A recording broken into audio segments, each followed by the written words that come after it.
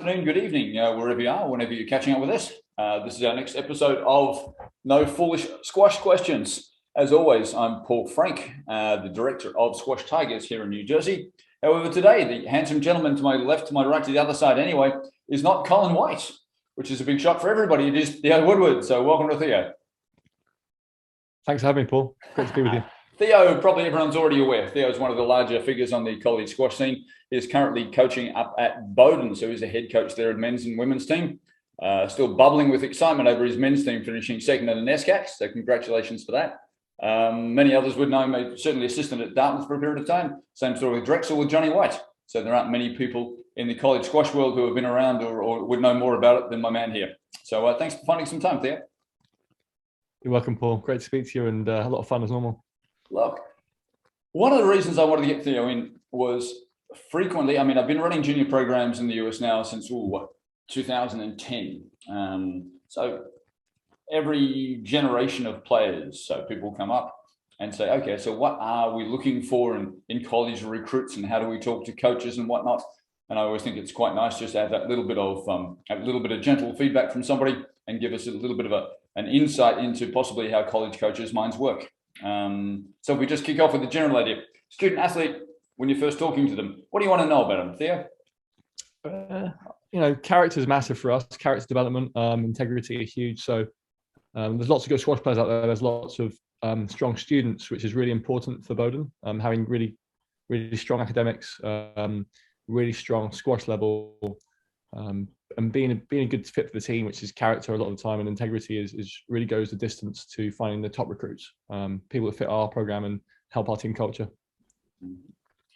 And in that, do you get to many tournaments? And when you do go to tournaments, what are you mostly interested in doing at them? Yeah, we go to a couple of major tournaments. Normally would be the US Junior Open in December, which we went to this year, and then the Junior Nationals. And we'd look out just for obviously the way they play squash, if that's the way that we coach, perhaps, our systems at Bowdoin, using our patterns and so forth. So creativity on court, having fun out there, good sportsmanship, and working hard. It's, I guess, what I always try and get across to kids. I've had some, not that it's time for funny stories, but the number of matches I've had that have been altered by coaches arriving or departing. So what I mean is, you're coaching someone, and pick the US Junior Open, classic example. So you have one of your guys girls who are playing quite well, and then suddenly the child will clock, the young player the student athlete will look out and, oh my goodness, X coach is watching or Y coach is watching. And immediately, the next two balls go into the ceiling and the next couple of balls go into the floor. What's your thoughts on that? Does that happen to you? Yeah, I think definitely people are seeing external factors, playing a part in their game, the way they play squash. I think the biggest thing we work on and try to get through to our players is trying to focus on the present all the time. So just trying to go back to your game plan, go back to what's on court, rather than worrying about people off the court, which is sometimes tricky because distractions are very prevalent right these days. And I've always said to the kids anyway that sometimes they can make too much of it. Frequently, yes, coaches will come. Yes, they are interested, but they're probably not that concerned about every single point. I sometimes think kids put too much pressure on themselves on one match. Is that fair, or am I just being a nice guy?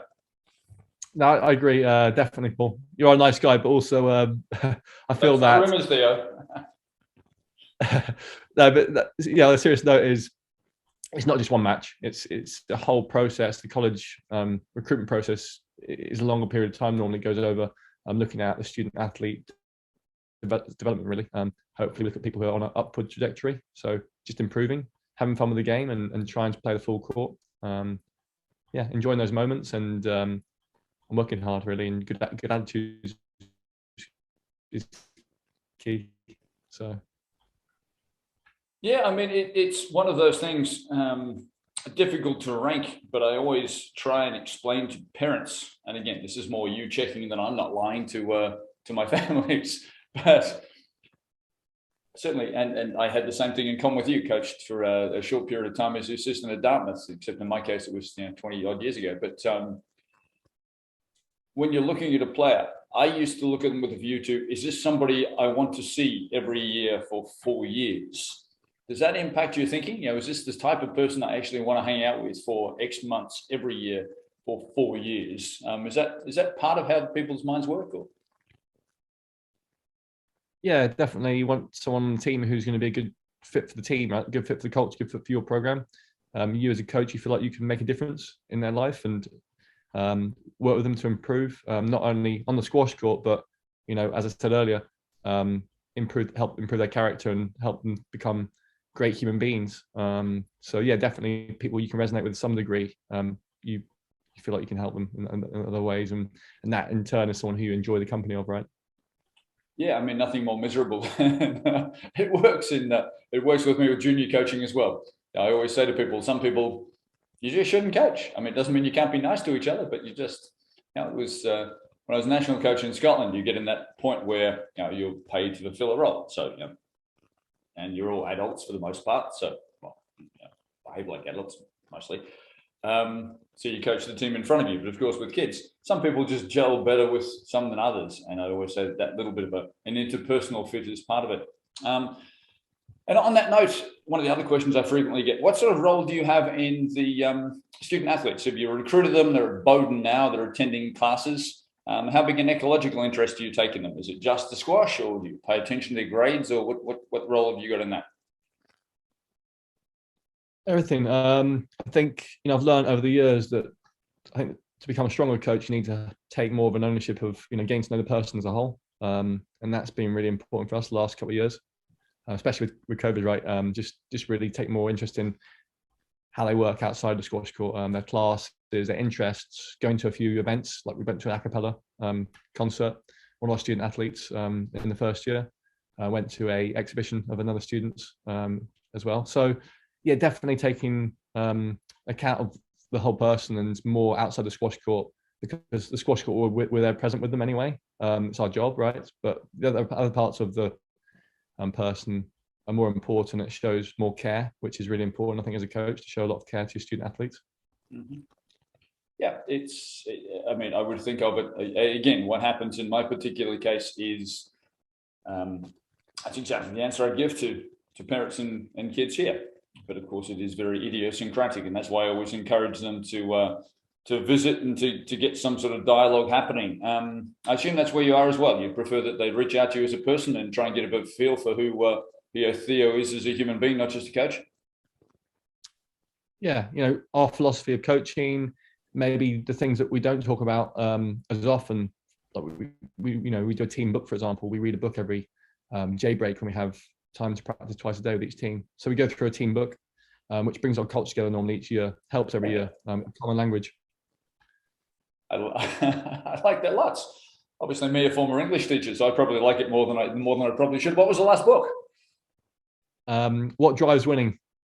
Okay, I like the notion, but I haven't done that myself. Not just about winning though. It's not just about winning. It's about much more than that. It's about separating the person from the player, and about very different areas of winning that people don't really normally associate with winning.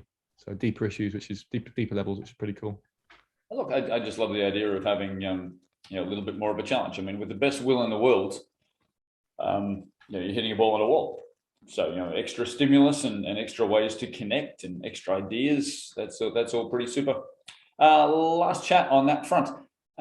If you're running a college program, obviously you've been involved with Dartmouth, Drexel, and now with Bowden. So 3 all very, very good colleges, but with slightly different identities. How do you deal with kids from very different squash backgrounds? Because obviously there's internationals involved. There's kids from PA or New Jersey and Connecticut, and with a bundle of different coaches and things. How do you manage to meld those sort of personalities and versions of squash together? Yeah, I think very different. I mean, at Dartmouth, it went. When I was there, really, it did go more towards the domestic intake of players. So we generally had more American players. Majority were definitely American. The same at Bowden, whereas Drexel was much more of a sort of plethora of different countries and different nations. So it was a very different dynamic. I think we definitely did more focus on the squash part at Drexel, like high level squash. I think at Dartmouth and Bowden, we've worked a little bit more on other sort of bringing the team together in different ways. I think we could have done that more at Drexel, to be honest with you, just looking back, trying to bring those cultures together, because there are more differences often in a global team. And we've noticed that on the road this season. We've noticed that on the road this season with other teams. The American squash system over here is very, very team-based, but it's the only place in the world really where it's such a team phenomenon in high school and college. So I think they do really well. A lot of the players go to those institutions and play at a team level, even in high school, so it gets them prepared for the experience of college. So I feel like the team dynamic is almost sorted out by the players more at Dartmouth, Bowden versus Drexel. It's something I think we can work on. In that setting, we could have worked a little bit more, and probably John and Dylan are probably working on that. That these days as well. That team dynamic's huge.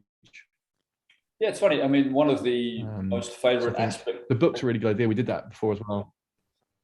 Look, one of the most favourite parts of my my previous incarnation, my previous job in Scotland, national coach, the European Teams Championships every year. So 4-man teams, 3-woman, 4-man, and that was some of the best fun of the year. But as you said, it's unusual that people get together in that team atmosphere in what's a very individual sport. So that's. It can be your favourite times, but also it can be some of your more difficult ones as well. So no, I get that. Anyway, look, we shall move on with our day. Thank you very much for finding us a little bit of your time, Theo. Thanks, Paul. Great to speak to you, and have a great day yourself. Good luck to your teams, mate. Take care. Bye-bye.